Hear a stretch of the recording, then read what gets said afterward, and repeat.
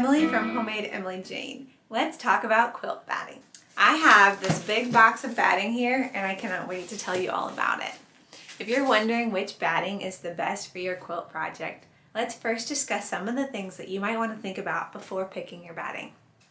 I'll start off this little video by sharing some key batting features that you should keep in mind.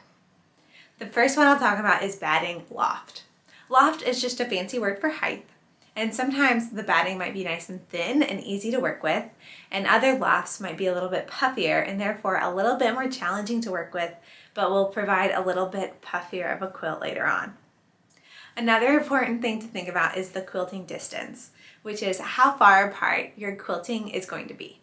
If you have very dense quilting, then your quilt might end up looking a certain way versus if you have not dense quilting at all. Your batting that you choose will determine how far apart your quilting can be. So you should keep this in mind when picking your batting. Let's talk about scrim. This is a question that I get all the time.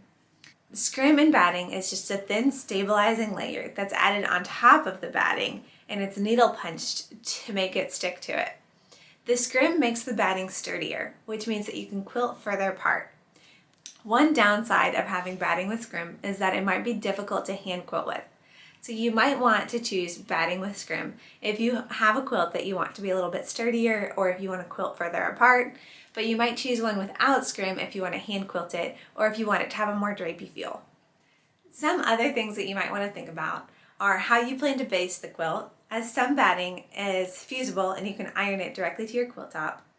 And another thing is the environmental impact, as some battings are made out of recycled materials and can have a better impact on the environment long term. The majority of this video will teach you about the different types of batting based on fiber content. So keep in mind all the things that we've already discussed, but we're going to dive into a couple examples and show you a little bit about it based on what they're made out of. The main types of batting that I'll cover in this video are 100% cotton quilt batting, 100% wool batting, 100% polyester batting, recycled materials quilt batting, a bamboo silk blend quilt batting, and a very common 80-20 blend quilt batting. I'll start by telling you about 100% cotton batting. Cotton batting is very popular. It holds up really well in the wash, it's easy to work with, and it's nice and warm. So batting that's made from cotton is a really great choice. This particular cotton batting you can stitch up to 8 inches apart, and it'll have a nice little crinkle once it's washed because it does shrink up to 3%. Another very common type of batting is wool batting. Wool batting is known for being super warm and super cozy. It also can be a little bit more tricky to work with.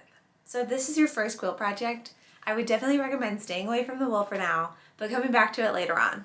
This wool batting can be stitched up to 8 inches apart and does not have any scrim. Wool batting has virtually no shrinkage, and it's important to note not to put wool batting in the dryer, as it may cause the fibers to become stiff. Polyester is another common material found in quilt battings. It's low cost, so it's nice on the budget, it doesn't shrink, and it's very versatile. You can quilt by hand, quilt by machine, or even tie your quilts when you're using polyester batting. It's important to note that using polyester is not natural fibers and they're man-made. One of my personal favorite types of batting is a bamboo silk blend batting. It is super soft and cozy, it has excellent drape, and it does shrink up to 3% similar to cotton batting. For the one that I use, you can stitch up to 8 inches apart by hand or machine, which makes it great for me because sometimes I do a mix of both. The next type of batting that we'll talk about is 80-20 batting. An 80-20 batting is exactly what it sounds like. It's a blended quilt batting made of 80% cotton and 20% polyester. It has a really nice drape, it's soft and breathable, and it does shrink up to 3% similar to just a normal cotton batting. Typically you can stitch up to 8 inches apart by hand or machine. And finally, let me tell you about this dream green quilt batting.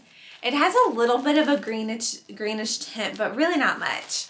The reason it's called dream green is because it's actually made out of recycled plastic water bottles, so it is a little bit more green on the environment.